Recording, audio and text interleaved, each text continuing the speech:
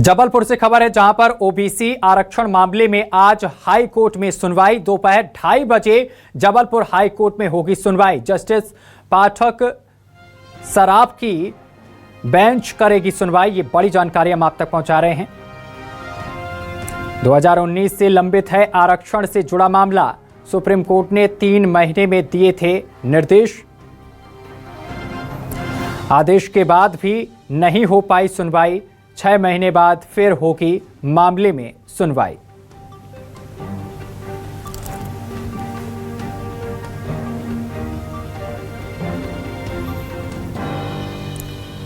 और इस खबर पर अधिक जानकारी के साथ हमारे संवाददाता कुमार इंदर हमारे साथ जुड़ गए हैं। कुमार इंदर, ओबीसी आरक्षण मामले में आज की सुनवाई कितनी अहम मानी जा रही है?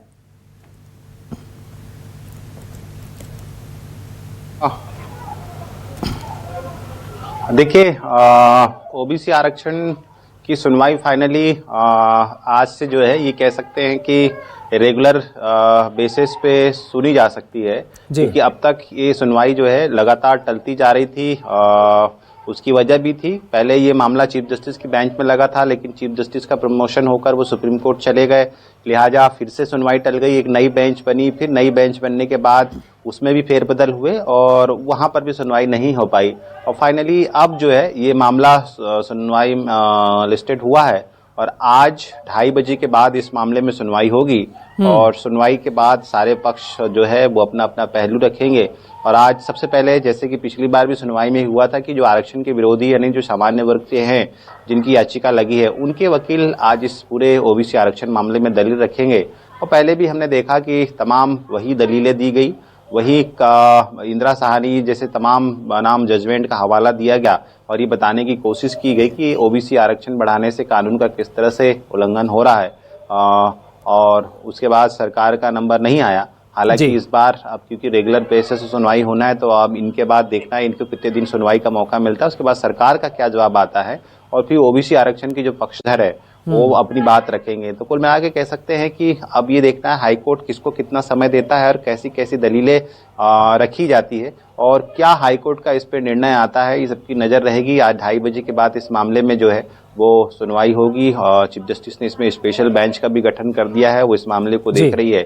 और पिछली सुनवाई में भी हमने देखा था कि किस तरह से चीजों को जो है वो ये बताने की कोशिश की गई कि मध्य प्रदेश में यदि ओबीसी आरक्षण % बढ़ाया जाता है तो फिर उसमें कानून का उल्लंघन होगा और तमाम चीजें नियमों का हवाला दिया गया।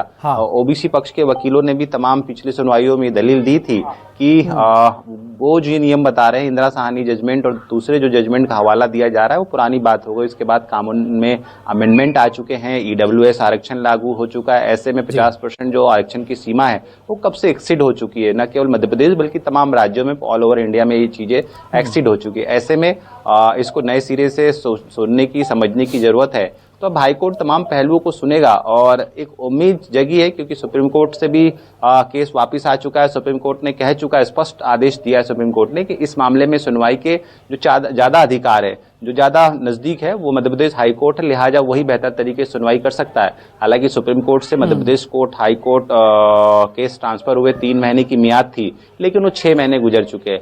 बहरहाल ये कह सकते हैं कि फाइनली लिस्टेड हुआ है। अब देखना है 2:30 बजे के बाद क्या पक्ष रखा जाता है और हाई कोर्ट में कितने दिन के अंदर इसकी सुनवाई होती है और क्या डिसीजन आता है, क्योंकि मध्य प्रदेश की आधी से ज्यादा आबादी यानी 51% आबादी ओबीसी वर्ग से है, जिसको हाई कोर्ट के फैसले पर सबकी निगाहें टिकी हुई है। जी कुमार इंदर, आज किन मुद्दों पर चर्चा होने की संभावना है?